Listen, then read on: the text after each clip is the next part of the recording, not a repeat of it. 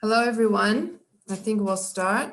My name is Yael Eaglestein. I met you a few weeks ago. I'm replacing Lori, who couldn't make it today, and she apologizes. We'll start with Rabbi Moshe Cohen's lecture about mothers in the ghetto. If you have any questions, we'll leave them to the end, like we do every week. Moshe, please begin. Great, thank you very much, Yael. I have a couple of provisios before we begin. First of all, we're dealing with a subject that is at very best difficult to deal with in a great deal of time, let alone a very limited amount of time, right? There really are no words to go into the depth of Jewish mothers and their experience and their contribution during the war. We're going to do our best to bring up some subjects and some issues that perhaps you haven't thought about, but realize we will not be able to exhaust this subject. That's the first thing that I want to say. The second thing I want to say is that as we go through this, you must remember that the norms and the mores that we have today in regards to the roles of women and roles of men were not the same as they were during the war, before the war, even immediately after the war. And what we're talking about is then, not now. So we're speaking about very, very traditional roles and how those were impacted by the war. So those are the two opening statements. Let's begin.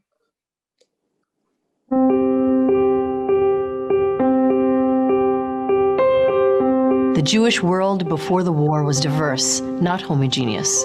There was no one way to be a Jew. They were traditional and modern and orthodox and progressive and every shade in between. They were Nobel Prize winners and they were tailors and tradesmen. They were wealthy and they were so poor they couldn't afford shoes for their children in the winter. They went to religious schools, they prayed, and they respected the 2,000-year-old Jewish tradition. But they also went to the movies, played sports, and danced the tango. They fell in love. They had fun. They were busy with life, looking toward the future. They did not live their lives in the shadow of the catastrophe looming on the horizon. We often say that it's impossible to understand the scope of the tragedy that was the Holocaust without understanding what we lost. Before World War II, close to 10 million Jews lived, worked, and grew up in Europe. In some places, like Greece and Italy, they had created communities that existed for over 2,000 years. In 4 short years, those communities were obliterated. On the eve of World War II, the interwar Jewish world was creative and complex, a rich mosaic full of change and hope for the future. Within a decade, most of Europe would be conquered by Nazi Germany. By 1945, 2 out of every 3 of these Jews were silenced forever. In the end, it didn't matter who or what they were. To the Nazis, they were all Jews, and that was reason enough to kill them. So I want to emphasize, as we think about this little glimpse of pre-war Europe, that there existed a rich life. What does that mean, a rich life? It means, certainly from a Jewish point of view, it was a life full of continuity. It was a life that grew as a result of the seeds that were planted by generations previous. And it extended that life. And the level of continuity, the ability to be able to count on tomorrow and to use yesterday's experiences in order to facilitate the success of tomorrow was essential. When the Nazis came to power, there was a rupture. And that's an important concept as we speak about the role of mothers in the ghettos. And I'd like to point out to you, I'd like to give you a little bit of a background information.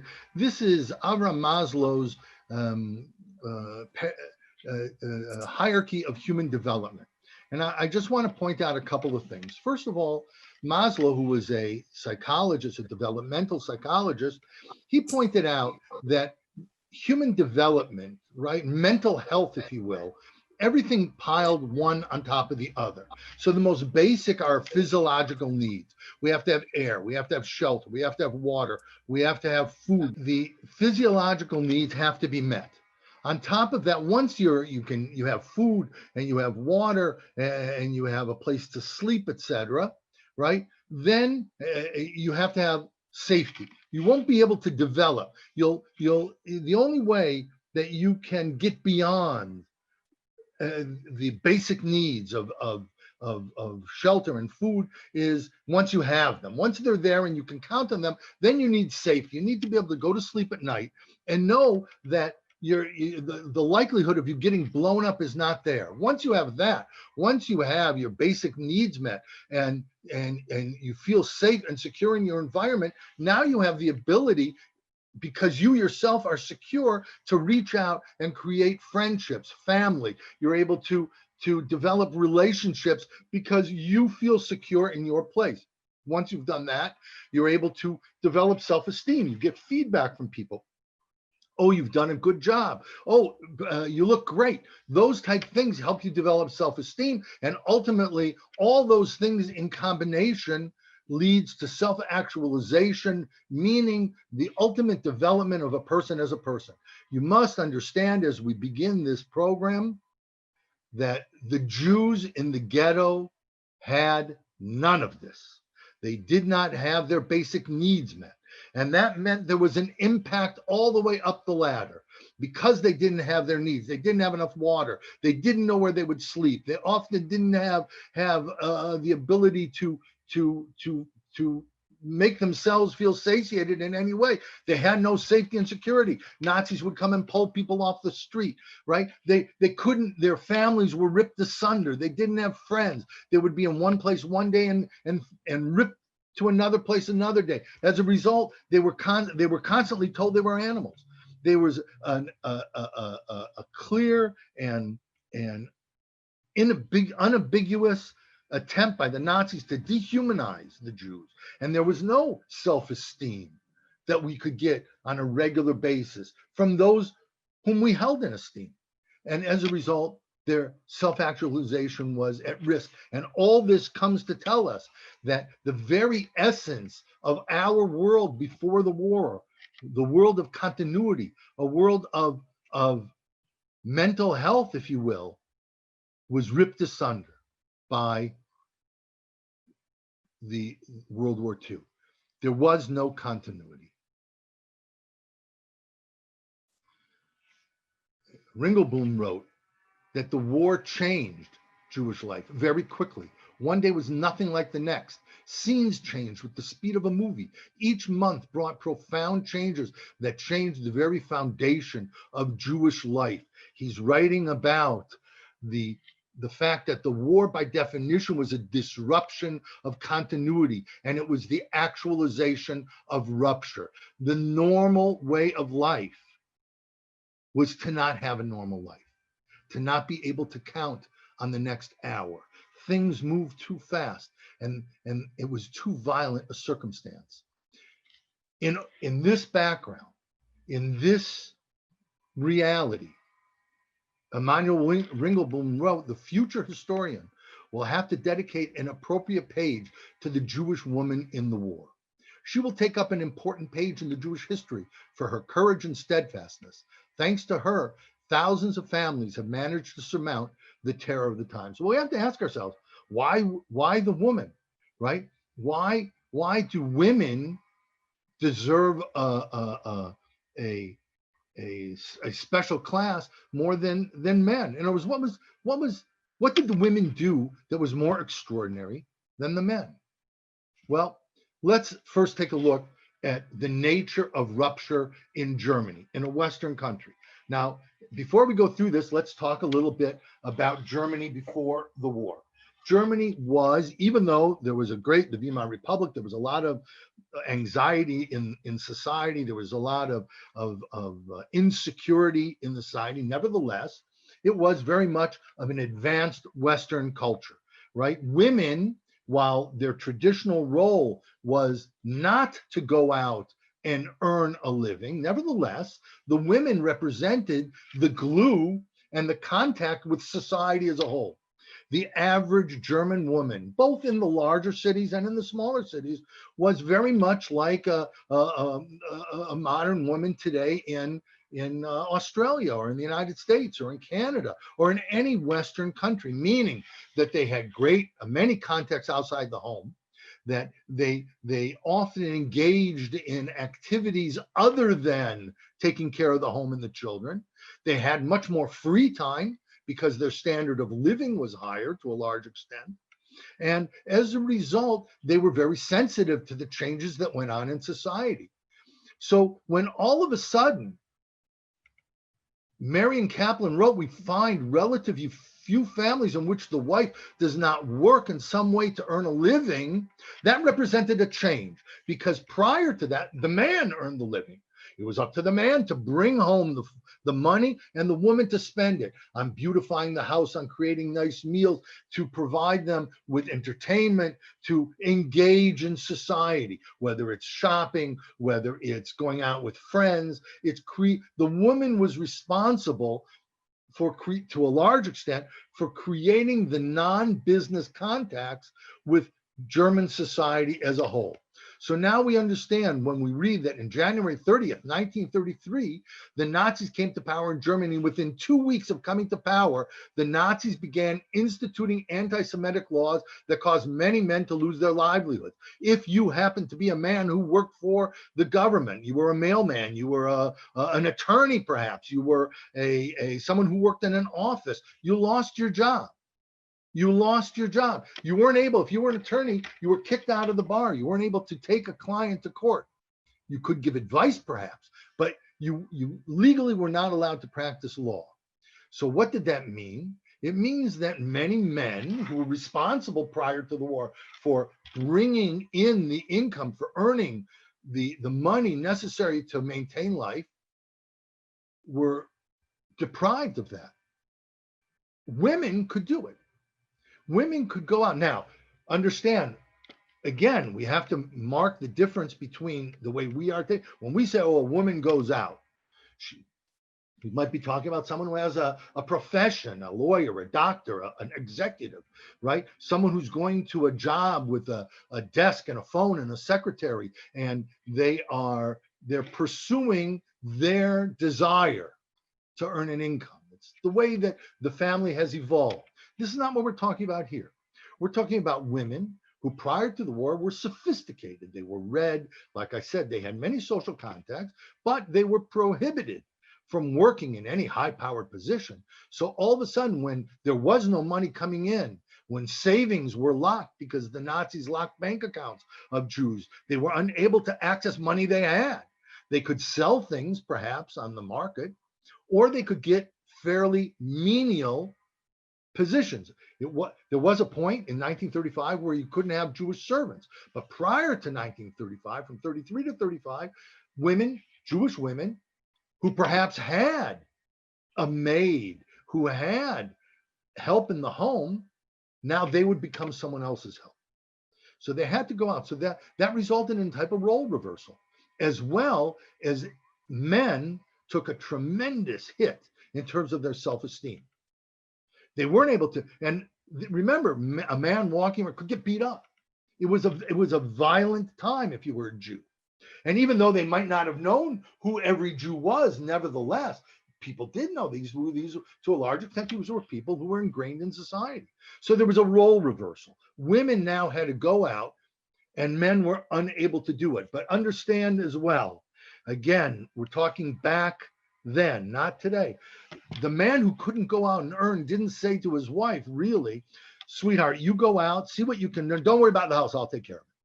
Don't worry about the kids. I'll make sure everything's okay. I'll do the laundry. I'll prepare the meals. I'll clean up. Don't worry. That's not usually what happened. What happened is the man would, to a large extent, feel bad. He would have problems functioning, but he didn't volunteer to do what he felt was women's work. So the women not only had to pick up the slack left by men in many cases, but they also had to maintain their traditional roles. When Kristallnacht came and there were masses arrests, 30,000 men were arrested and incarcerated, sent to camps, the women not only had to earn a living, not only had to take care of the home, not only had to deal with the diminishing social context that they were used to, but they also were responsible to find out what happened to their husbands, to activate any and all connections they might have had to get their husbands free. So the rupture in Germany, in the sophisticated Western society, was very, very much one of a role reversal, a diminishing of a man's role, and a woman having not only to maintain her traditional roles, but also to pick up the slack that's left by her husbands. Now, this is a bit different than in Eastern Europe. The information I'm going to give you now is taken from the Einig Shabbos archives, Emanuel Ringelblum's archives, and contained in those archives was a report.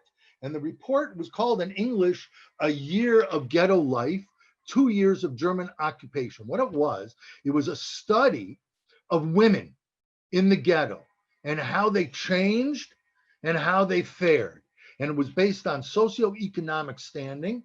And it's a fascinating study.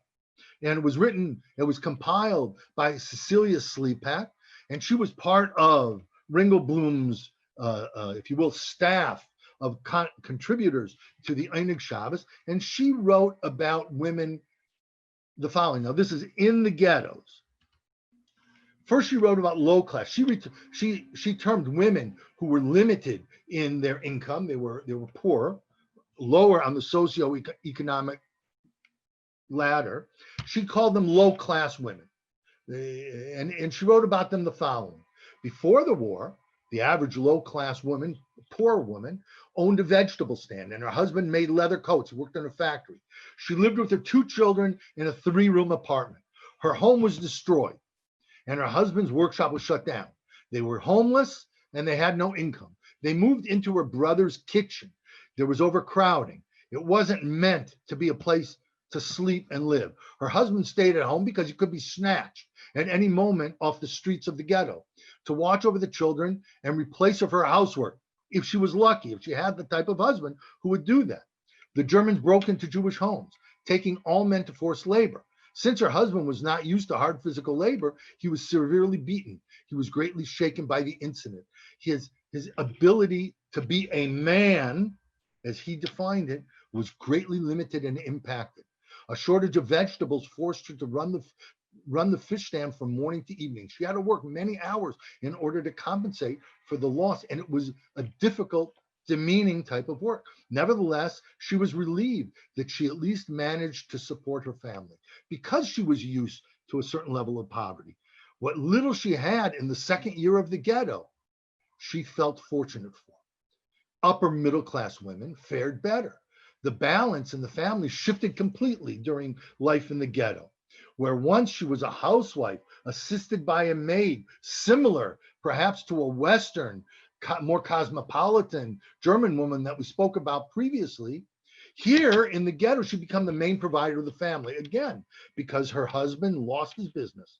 He wasn't able to maintain the income that he had brought in. And even more than that, he couldn't really walk the streets, because if he did, he stood a chance of being grabbed, as we say in Yiddish. And he could go, the worst, he could be killed, he could be sent away, or he could be put into a work unit for which he was completely ill-equipped to function.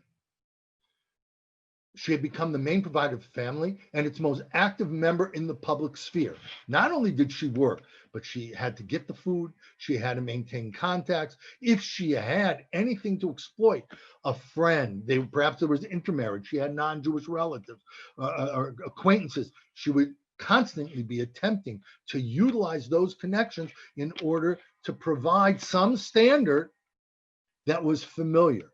Because what we're seeing here is, in this world of rupture that the Nazis brought, this chaos, this rupture, the women attempted to maintain some type of continuity. Her involvement in public assistance wasn't through organized welfare, such as through the Judenrat, but rather an independent initiative. Remember, it was these women who had more, who, like today, looked out and saw the needs of those who had less, and volunteered, whether it was in the soup kitchens, whether it was as nurses. In other words, in addition to everything else that was on their plate, as a result of their husbands being unable to function, they still, because of their upbringing and their status as upper middle class women, they still volunteered and they still attempted to help society in the capacity of those who have, helping those who have not, right? And towards that description of what happened in the ghettos, Eva Geller wrote about the great rupture of Poland. She wrote that when the Nazis came in, an estimated 250,000 to 300,000 Jews ran away to the Soviet Union. Most of those were men. So not only were those men who stayed incapacitated, but many men simply disappeared, not because they didn't care about their families, because they had no concept, no ability to even imagine how bad it was going to get. So they thought women and children would be basically okay because they remembered the Germans perhaps from World War I, yet they were the target, so they ran away. So again, women quickly assumed the role of both parents. Now, we've been talking a lot about economics. There's also the social fabric. Kids go to school, they need help. The women were not necessarily equipped to do that, although many were, but many were not. They were responsible for working to support their children, as we've been talking about. And they often made impossible decisions on their own. We can't underestimate this in terms of the change that women went through. You know, it's hard for me to imagine this. We can't really imagine it, but we can look at our own lives to try to get a depth of understanding.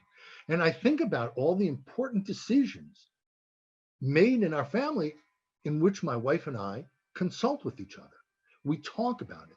These women didn't have that luxury, and they were making monumental decisions, sometimes changing schools for the kids, other times uprooting the family because of danger without the contribution, help,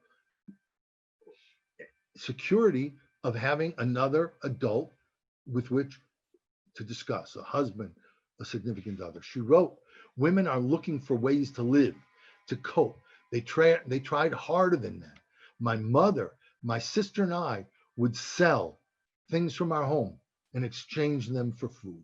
What does it mean when she writes that women tried harder than men? אפשר להגיד שב-1 בספטמבר 39 התהפכו היוצרות. שעד אז אם הייתה האישה הזאת המפונקת, האלגנטית, שרק דאגה לבגדים שלה, לכובעים שלה, ומאז אבא נעשה ממש חסר אונים. חסר אונים. מה זה אבא? מה זה אבא? אבא זה בן אדם שדואג למשפחה. אבא זה בן אדם דואג שלמשפחה יהיה הכל. והוא עשה את זה עד שסגרו את הגטו. מעבר לזה הוא לא יכול. כי אבא, אתה אומר, מפרנס, ראש משפחה, זה לא היה. זה נגמר. With this background, with testimony and with a little bit of thought given to the tremendous role reversals, let us now examine these women who were thrust into a different kind of life than they ever thought they would have. And as a result, perhaps more than anyone else, they suffered the trauma of rupture. We're going to focus in on 3 areas. The first is shelter, and then most significantly, the search for food, and lastly, the attempt at continuity spiritually. וב-23 למאי, לפנות בוקר, אנחנו מתייצבים לפני הבית. אנחנו יוצאים, מסדרים אותנו בחמישיות, ואנחנו צועדים אל בית הכנסת הגדול. בית הכנסת הגדול זה ברחוב שלנו, כמעט מולנו. אני זוכרת, כל המשפחה הולכים ועוברים, ומהבית שלנו, איזה פרצוף זר. אישה עומדת ומסתכלת בסקרנות רבה. אני כל כך זוכרת את המבט של אמא, הסתכלה ואומרת לי, קיקני שהין, אל תסתכלי לשם. כל הזמן הסתכלתי. אני הייתי נורא ילדה של אמא. מאוד מאוד הייתי קשורה לאמא, על אף שהייתה עסוקה מ8 ילדים, לא רק איתי, אבל ככה אני זוכרת את עצמי, אפילו תוך כדי הליכה לקרונות, עוד ככה על ידה, כזה, רציתי לנגוע בה כזה. Elisheva is writing about when she had to leave her home to go and enter into the ghetto. They were leaving, they really didn't know where they would live. They didn't have a place. They were just leaving. And as they were leaving, she turned around and she looked up into the window. It happened that she had walked by the home in which she had lived, and she saw someone, a non-Jew, had already taken it over. And her mother dealt with that tragedy, that shock. And as they kept walking, she describes her closeness to her mother, how she hung to her mother, how her mother kept together the family. And I note, and you should note, that she doesn't mention her father. Why? Could be her father was taken away. Could be her father was arrested. Perhaps he ran away to the east, to Russian territory. But he wasn't in the picture, as she explains and recounts her being uprooted from her home and in search of shelter and where they're going to live. She attributes her security to her mother. Where did they walk into? Now, there's many ghettos. There was 1,200 ghettos in Europe, and each one is a story unto itself. But there's certain things that we can say about all ghettos, and then I want to focus in specifically on two ghettos. The first thing we have to say, right, is the following. When the Nazis forced the Jews into the ghetto, they didn't have a final solution mapped out. What they knew is they didn't want the Jews in society as a whole. They didn't know exactly what to do with them, and they wanted them to be excluded. So they forced them into ghettos. The one thing you do know, though, is those ghettos were not meant to be the permanent home. They were a stopgap measure that the Nazis used until they made a decision regarding the next step. That's from their point of view. They forced Jews into really an unlivable circumstance because they didn't care how the Jews lived. It was a stopgap measure. But for the Jews that were being forced into, who walked every step with the knowledge of their own history, they understood that they were entering into difficult times. Times perhaps like had existed in the past when anti-Semitism was rife.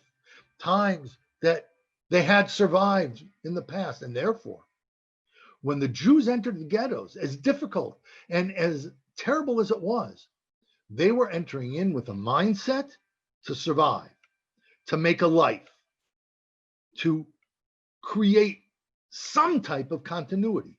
Whereas the Nazis forced the Jews into the ghetto because their business was ruptured. What was life like in the ghetto? So, thumbnail sketch. Warsaw Ghetto, November 1940. It was established in November 1940, and it lasted until May 1943. At the height, there was about 440,000 people who lived in, that was about 30% of the population of Warsaw, and they lived in 2.5% of the city. The food ration was 184 calories a day. 184 calories a day for non-workers. That's not a lot. That's perhaps less than a candy bar, certainly less than a candy bar. And the food was of very low quality. It was not survivable. 80% of the food was smuggled into the ghetto. Remember, Warsaw was a ghetto that was in the middle of the city. So if you could sneak out, and they were able to sneak out, they were able to barter for food, for basics. And that was where 80% of the food of the ghetto came from. In 1941, 5,500 people died every month. There was approximately 6 to 7 people per room. It was a miserable existence, but it might have been better than Lodz. Lodz was 1940 to 1944. The average number of calories per day for people who worked was 1,100. Many times the food was rotten, inedible, or not the full amount. But theoretically, if you worked, it was 1,100. That's only, though, for the person who worked. So if you were the mother of a family and at home you had 4, 5 kids and a husband who was hiding, that 1,100, when you got it, that 1,100 calories had to be divided. And when it was unedible, and when it wasn't in its full, there was rampant starvation, which was most of the time. The cost of a kilo of bread that you could buy was 1,600 mark.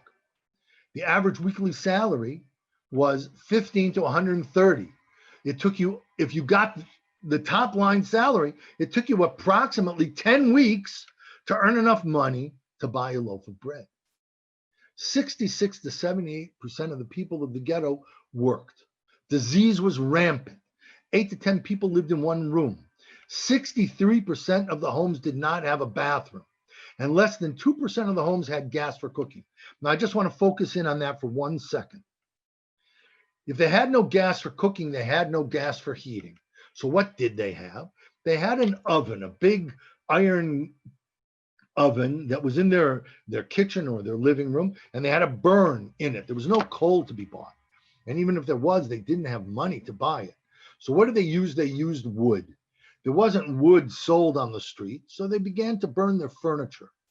When their furniture was gone, they began to search for wood anywhere. It mentions that 63% of the homes did not have a bathroom. So where did they go to the bathroom? They went to outhouses. What was an outhouse? An outhouse was an area outside your home that was a small wooden hut that had a plank with a hole in it and which fell into a hole in the ground. In the summer, it was unbearable because of the stench and the flies and the filth. And in the winter, in Poland, in Lodz, when it was freezing, it was cold, terrible. Now, as the cold ran through the city, people needed wood to stay warm. And it wasn't long before they took the wood surrounding the outhouse.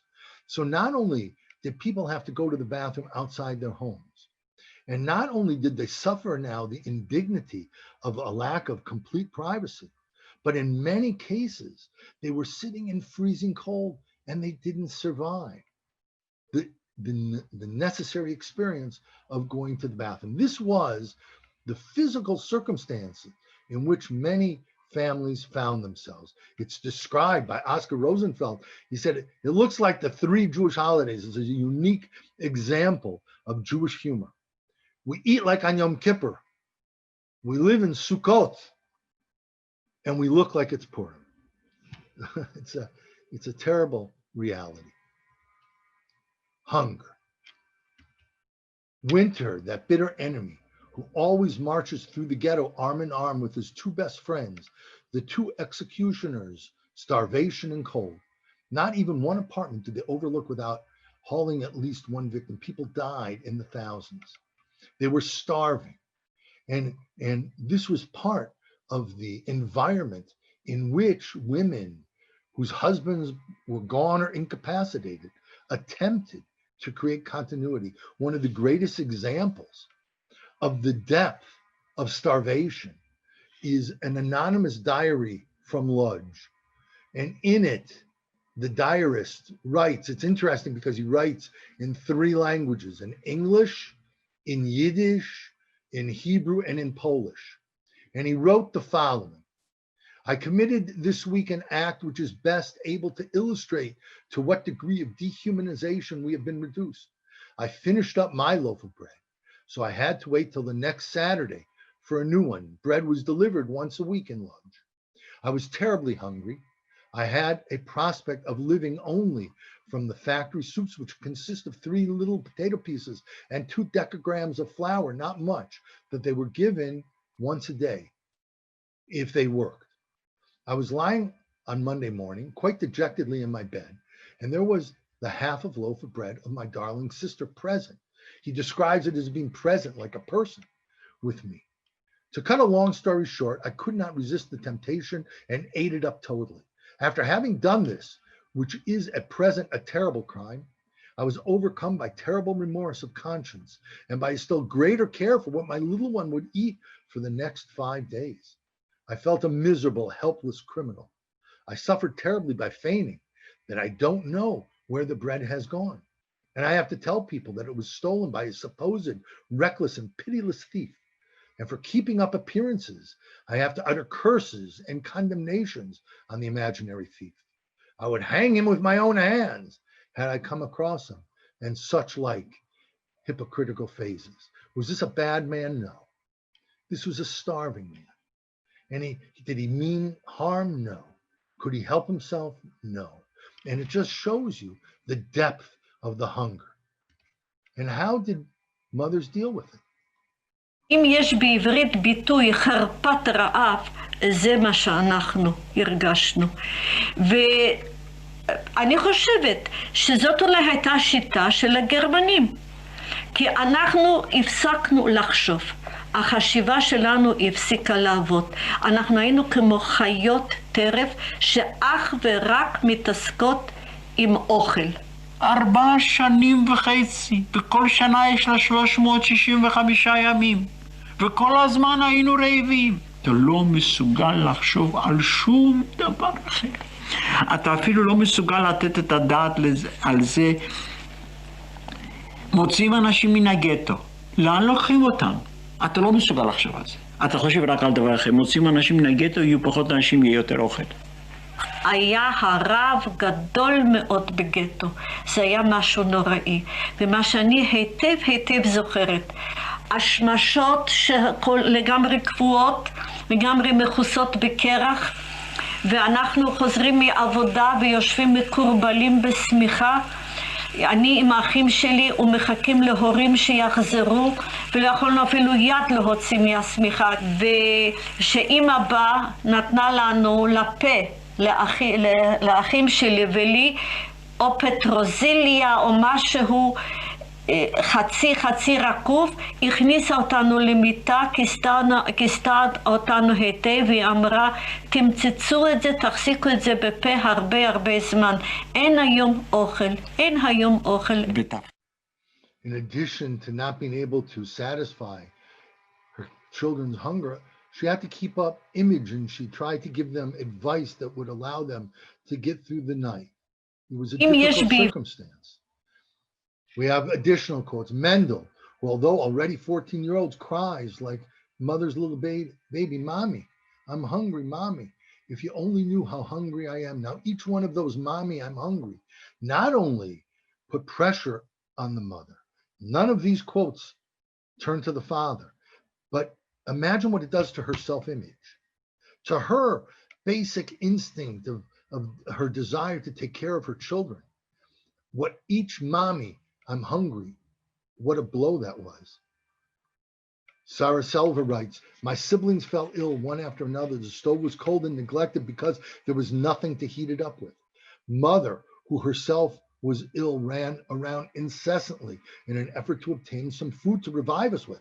When she entered the room with empty hands, with only a cup of hot water, which she got at a neighbor's, she looked helpless, although she tried to hide her anguish from us. She, mother, has to join the bread queue at 6 a.m. The dairy cooperatives opened at 8, and she must take her place in line there too, in order to obtain a quarter of a liter of milk for her little child. Later, she must run from neighbor to neighbor in order to prepare a pot of food. When everything is ready, she stands at the gas burner for hours on end, blowing on the fire so that the soup in the pot will boil. In the meantime, night has fallen. When does she have time to earn a living? When does she have time to take care of the unexpected? Just in order to basically survive, and then not really.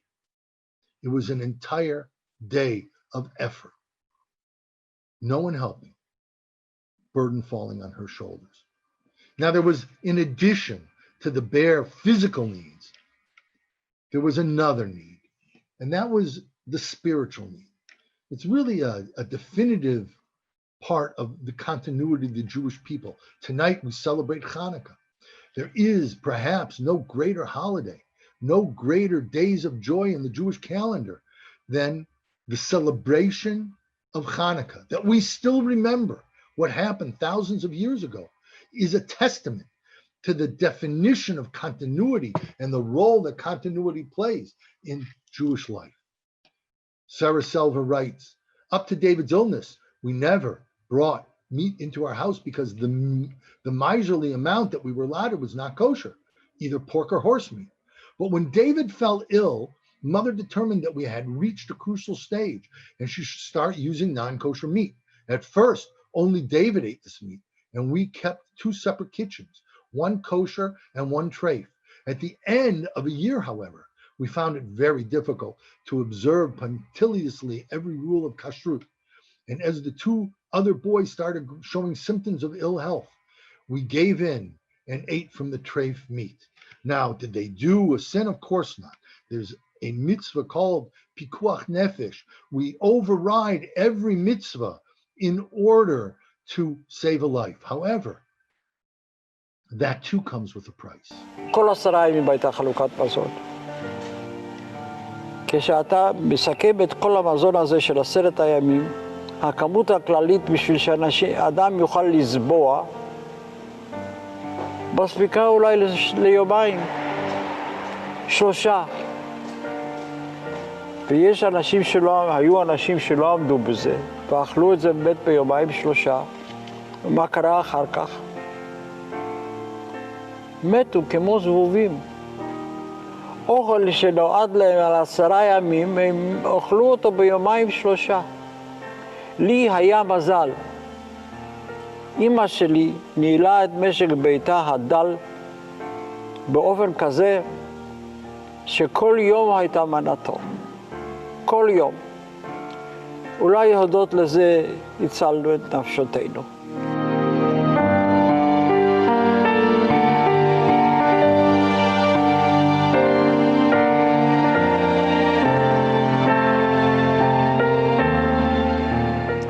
בגטו, כשהגרמנים בהקצבת המזון הוסיפו גם בשר, פרץ ויכוח קשה בין ההורים, בין האבא ואמא. כשהגיע הנקניק הזה, הבשר הזה אלינו הביתה, אמא פסקה שאנחנו לא אוכלים את זה. אבא לא הסכים לדעתה, הוא אמר שפיקוח נפש דוחה הכל ואנחנו צריכים לאכול את זה. והיה ויכוח ביניהם. אמא אמרה שבזכות זה שלא נאכל את זה, ננצל. ואבא לא הסכים, אבא דרש שנאכל את זה, ושאמא תכין את זה. לא אשכח את הוויכוח הזה, שכדרכם של כל ויכוחים בין בני זוג מתגלגלים, לא לאן שרוצים. בסוף אכלנו את הבשר הזה. אבא לא הסכים שנזרוק אותו. אמא הכינה אותו, אבל היא לא אכלה, היא לא טעמה ממנו. היו אחר כך ניסיונות נוגעים ללב לאחד את הקרע הזה. אבל זה לא הצליח.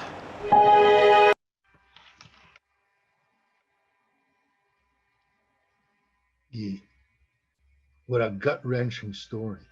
And you see the difference between the husband and wife. The husband, pikuach nefesh, doches akol, that meant that, yes, according to the halacha, they could eat it because they were starving, as we've seen. It was terrible. He's writing about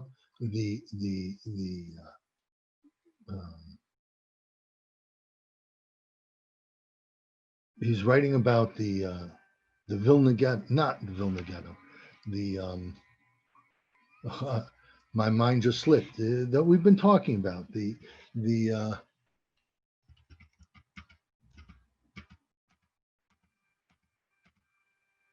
Lodge Ghetto, I apologize. And they had an argument.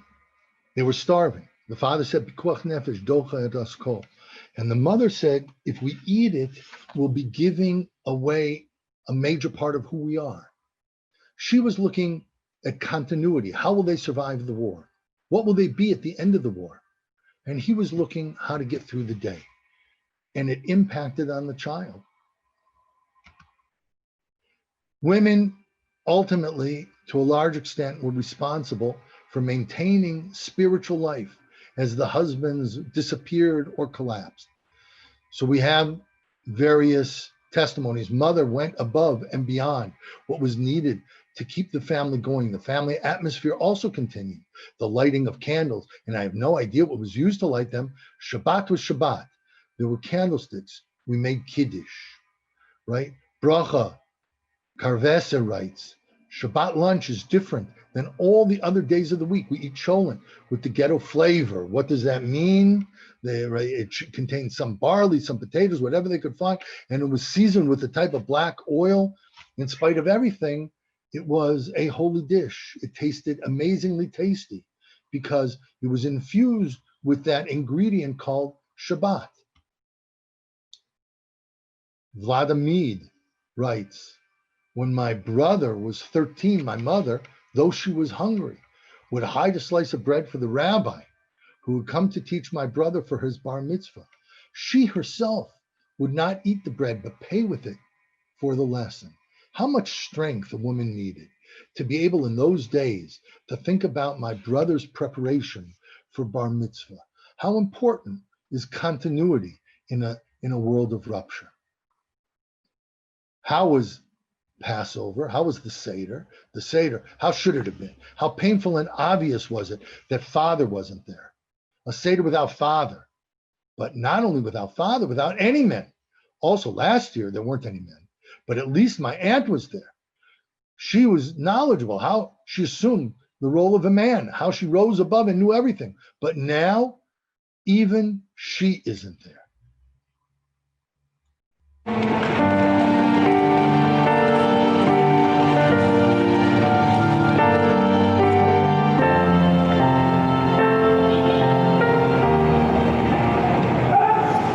הגרמנים ערכו חיפושים בבתי היהודים. כביכול חיפשו נשק. אבל אתם יודעים איפה הם חיפשו את הנשק? בבית המזוזה למשל. והיה שם גרמני אחד שהוציא את הפגיון שלו והוריד את בית המזוזה. אבל הוא לא מתעסק עם בית הזה, הוא היה מברזל, יופח. אז הוא ניגש לקלף, והרים את הקלף. ואמא שדיברה גרמנית כל כך טובה, פנתה אליו וביקשה את הקלף. והוא גירש אותה וזלזל אותה, יהודייה, בסליחה. והיא הלכה אחריו בחדר המדרגות כשהוא ירד והתחננה לפניו שייתן לה את הקלף. כי היא לא רצתה שהוא יטמא אותו. עד שהגיעה אחריו לחצר, בסוף הוא זרק לה את הקלף והיא הרימה אותו והיא חזרה הביתה. אבל אני רוצה להגיד לכם שזו הייתה סכנת נפשות. הוא היה עם אקדח והוא יכול היה להוציא את האקדח ופשוט לירות בה, הוא לא היה חייב למסור דין וחשבון, לא אף אחד לא ירה בה. היום אני חושב שזו היה מעשה שטות, מעשה הפקרות, מעשה לא אחראי, להסתכן בשביל קלף. אבל אז שהייתי גם כן ילד דתי, חשבתי שאמא עושה מעשה של קידוש השם. What courage that woman had to run after a mezuzah. Of course she didn't have to. He was 100% correct that she didn't have to. It's not a mitzvah, a mezuzah, that you give up your life, and she risked her life. But for her, it represented as something as important as food. It represented the ability to maintain your status as a Jew. But so we've spoken about the search for shelter. We've spoken about the search for food and how women attempted to preserve their family's health and find them food. And there's one other thing I'd like to talk about before we end. And this is the unthinkable for a Jewish family, for a Jewish mother. And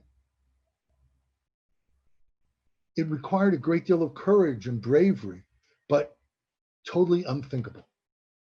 She took my hand in hers and led me to the bathroom, which was right next to the front door. The police, who were very nearby to the front door, stopped my mother, and she asked them to let her go to the bathroom because the boy needs to go.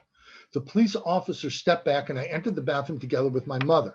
She picked me up to the toilet seat, put her hand under my chin, and lifted it so that our gazes met. Hers was different from normal. Her eyes were wild and had lost their soft, good-natured expression. They communicated an absolute imperative. And when she opened her mouth to speak, her voice was choked with tears. Shleimele, my Shleimele. She repeated in a choked voice, run, because if you don't, you will die. Adding, you remember the dead bodies on the way from Belgium.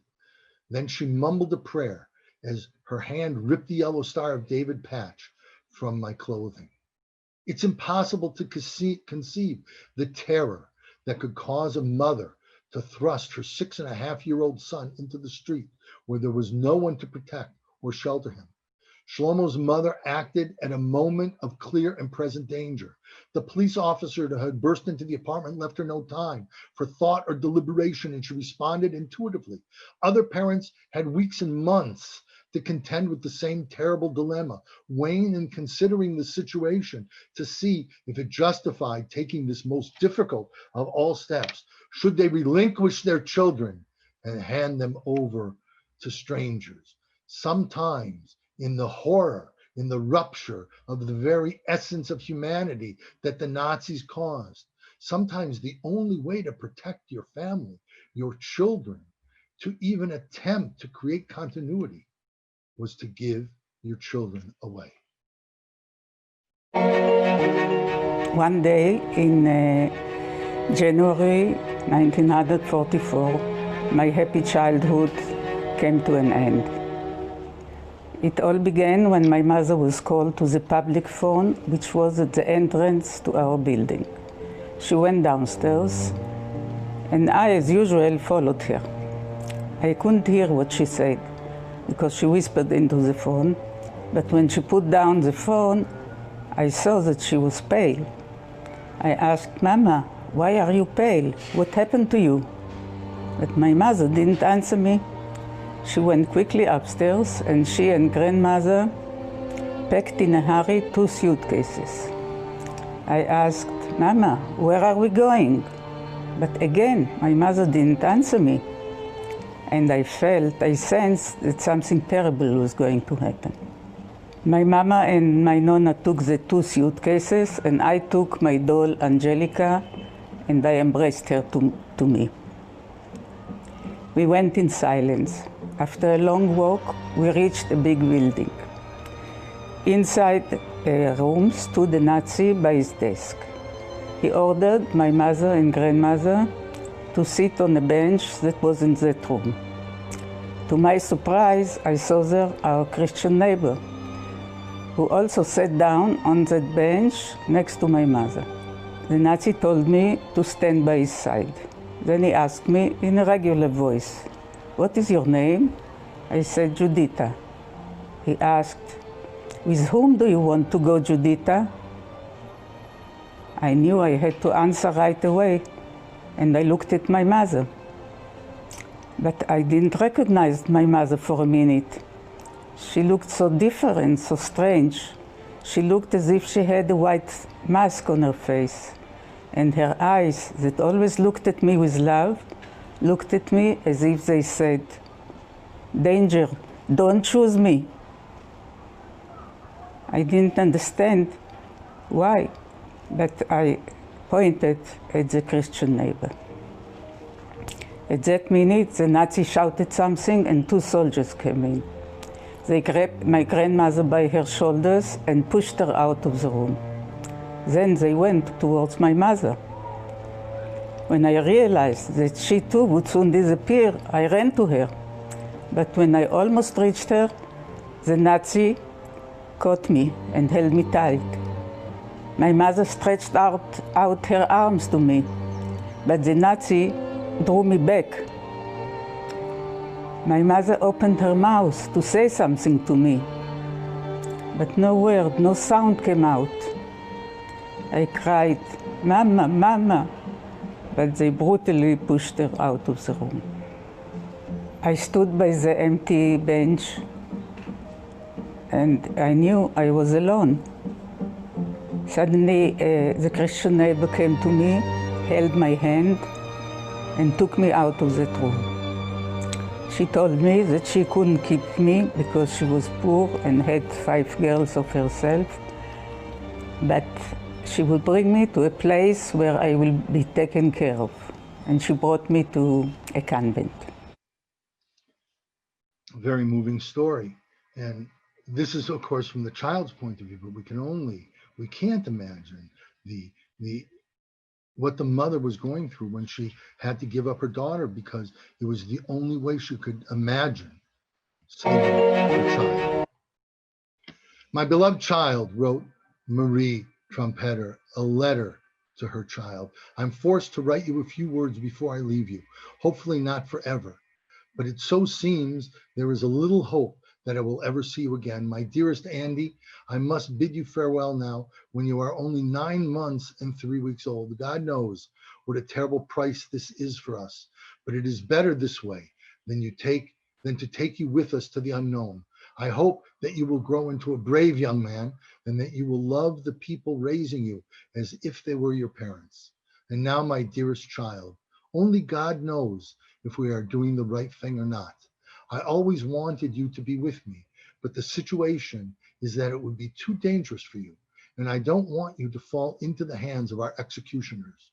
And now, my child, I must bid you farewell. 1,000 kisses from your mother and father. May God bless you. Amen. The unthinkable. Yet many mothers had to make this unthinkable decision in order to preserve their families. From a different perspective, I just want to make mention of Irina Sendler, a non-Jew, who helped mothers who had to make this terrible decision.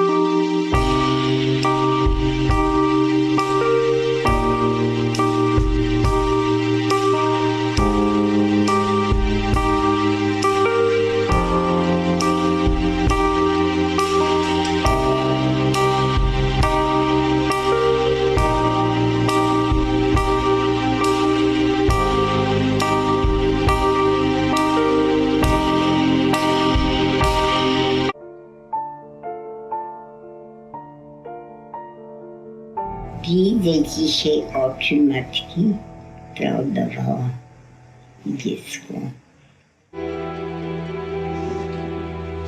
Ja już 60 lat to mówię, więc już mieli coś nade mną. Bo myśmy to później szli. It haunted her for the rest of her life, the look of a mother who gave away her child. And lastly, Irina Liebman writes, from what magical stream does my mother draw strength for all this? She's a beautiful and pampered woman who never did a day of physical work in her life. There must be some great hidden force, a force of love, a force of tremendous will to hold on and watch out for us. And there is no greater testament to mother than that of her child. So have we exhausted this topic? Not by a long shot, but we certainly have something to think about. Now, if you have any questions, I'll do my very best to try to answer. Rabbi Moshe, thank you very much for this interesting and thoughtful lecture. Many times, as you know, our work at Yad Vashem deals with dilemmas and how people or Jews during the Holocaust dealt with these dilemmas. How do they make these choices? And I think that the dilemma that you just finished with is one of the more difficult ones of saying goodbye to your kids, and the psychological impact on the kids, on the parents, whoever survives after the war, is a big issue that some of the survivors have to deal with. And thank you for that. There was one question earlier about education. What proportion of Jewish girls were educated before the war? And how did this compare to the Gentile girls? I think it also maybe relates to the tutors and the... I don't know the exact proportion, but it also depended on socioeconomic background. In the more liberal, bigger cities, so girls generally went to gymnasium, which is like a high school, and they were educated Polishly, and then they learned from their parents Judaism. There was a Beis Yaakov movement in Poland that was very, very large for more Orthodox girls. There were more liberal schools. There was a fairly high percentage of Jewish girls who were educated to the extent that they could read. And they in the big cities, they spoke two languages, Yiddish and Polish, maybe a bit of German. And in the smaller, in the Shtetlach, they spoke Yiddish and they could read Yiddish, usually from a book called Tzena Urena, which was a type of commentary on the Chumash. I don't know the exact numbers, but they were, for the most part, in comparison to the general population, more educated. Okay, basically everybody's saying thank you.